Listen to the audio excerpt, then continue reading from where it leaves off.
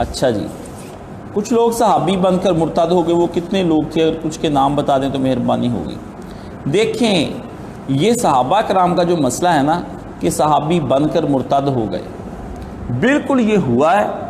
اور رسول پاک صلی اللہ علیہ وسلم کے صحابہ میں سے جو حضور پر ایمان ظاہراً لے کر ان میں منافقین میں تھے، اور 12 کے نام تو حضرت حذیفہ بن یمان رضی اللہ تعالیٰ عنہ کو رسول پاک نے بتائے ہیں۔ یہ رئیس المنافقین کہتے ہیں عبداللہ ابن ابی کے بارے میں، یہ بھی اور بھی بہت سے لوگ۔ ایک وہ تھا جو رسول پاک صلی اللہ علیہ وسلم کے لیے کتابت وحی کیا کرتا تھا، تو وہ نبی علیہ الصلوۃ والسلام سے بھاگا مدینہ سے، اور مکہ میں جا کر کہا محمد صلی اللہ علیہ وسلم پر کوئی وحی نازل نہیں ہوتی، یہ میں ہی لکھتا رہا ہوں۔ یہ تو بخاری شریف میں ہے۔ تو بخاری شریف میں یہ ہے کہ حضرت حذیفہ بن یمان کہتے ہیں حضور کے بعد جو منافق تھے 2 تو ان میں سے اتنے بڈھے ہو گئے ہیں کہ انہیں گرمی سردی کا بھی نہیں پتہ چلتا، اور پکے منافق ہیں، حضور نے مجھے بتایا تھا۔ اچھا، اس کے بعد پھر منافقت کی ایک قسم ایسی بھی ہے جس کے بارے میں قرآن مجید میں آتا ہے کہ اے نبی، ہم جانتے ہیں کچھ ایسے مارد فی النفاق، وہ نفاق میں اتنے مضبوط ہے کہ تو بھی نہیں جانتا، صرف ہم ہی جانتے ہیں۔ ٹھیک ہے، ایک بات۔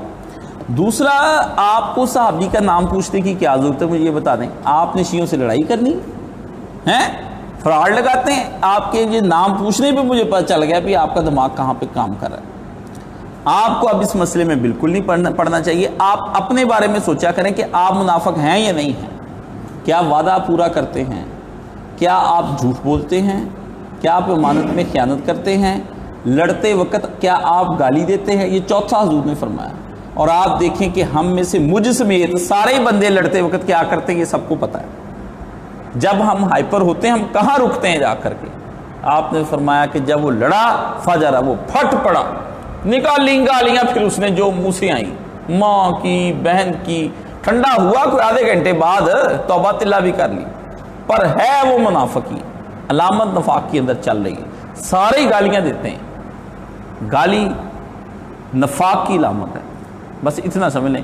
کوئی حکمرانوں کو گالی دے رہا ہے، کوئی گھر والوں کو گالی دے رہا ہے، کوئی باہر والوں کو، کوئی ملازموں کو، کوئی یاروں کو، یاروں میں آپس میں بھی گالی ہے۔ یہ کیسا دوستی ہے جی؟ یہ کیسا مذاق ہے؟ گالی کوئی مذاق تو نہیں ہے، گالی بے غیرتی ہے کہ ایک دوسرے کو اتنا بار بار وہ لفظ کہتے رہو کہ اس کے اندر سے غیرت جاتی رہے۔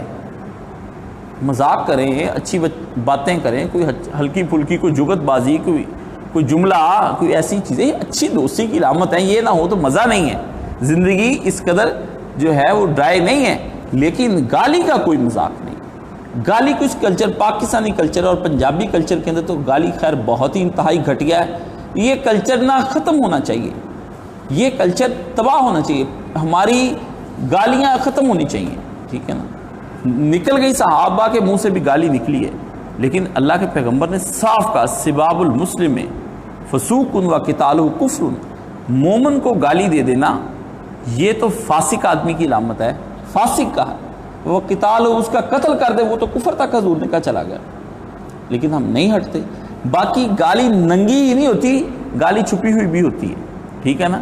ایک ہوتی بالکل ماں بہن کی صاف صاف گالی، جسمانی آلات، جسم کا جنسی آلات کا ذکر، ایک اس کے ساتھ علاوہ اور بڑی گالیاں ہوتی ہیں، سیاسی گالیاں کچھ ہوتی ہیں، کچھ دینی گالیاں ہوتی ہیں۔ دینی گالیوں میں فرقے بازی، یہ دیوبندی ہے، یہ شیعہ ہے، یہ اہل حدیث ہے، یہ بریلوی ہے۔ سیاسی گالیوں میں یہ پی ٹی آئی ہے، یہ نون لیگ ہے، یہ جماعتیہ ہے، یہ فلانا ہے۔ ہمارے ہاں گالیوں کی ترتیب ہے، اور اس کی اپنے نفس کی تسکین کے لیے ہم نے بڑا کچھ ایجاد کر رکھا ہے۔ ہمارا نفس ہے واللہ، یہ اس کے کیا ہی کہنے اس نفس کے، یہ بندے کو چھوڑتا ہے۔ تو صحابی کے بارے میں پریشان نہ ہوں، وہ جو تھے وہ گزر گئے، ان کا معاملہ اب اللہ کے ساتھ ہے۔ اب آپ اپنے علم میں اضافہ قرآن و سنت کے ذریعے سے کریں، صحابہ کے منافقین کے نام بڑھانے سے نہ کریں، ٹھیک ہے نا۔ وہ اس کے اندر آپ رہیں، اپنے نفاق کو روکنے کی کوشش کریں۔ آپ کو آپ کی یہ عادتیں اور یہ باتیں، آپ کے طنز شیعہ کی مجلس کے اندر عموماً یہ طنز اور یہ چلتا ہے، وہ دین کی مجالس ہیں جہاں گالی دی جائے، جہاں طنز کیے جائیں، جہاں توریے میں اور تعریض میں بات کی جائے اور اس پہ داد وصولی جائے، تو آپ مجھے یہ بتائیں یہ آپ کس کیا دین سیکھنے جا رہے ہیں، ٹھیک ہے نا۔ تو وہ ان کو اپنی مجلسوں پہ بڑا مان ہے، ٹھیک ہے نا۔ اصلاح المجالس والمحافل لکھا ہے مولانا محمد حسین ڈھکو صاحب نے، انہی کے اندر سے ہیں کہ اپنی مجالس اور محافل کی اصلاح کرو.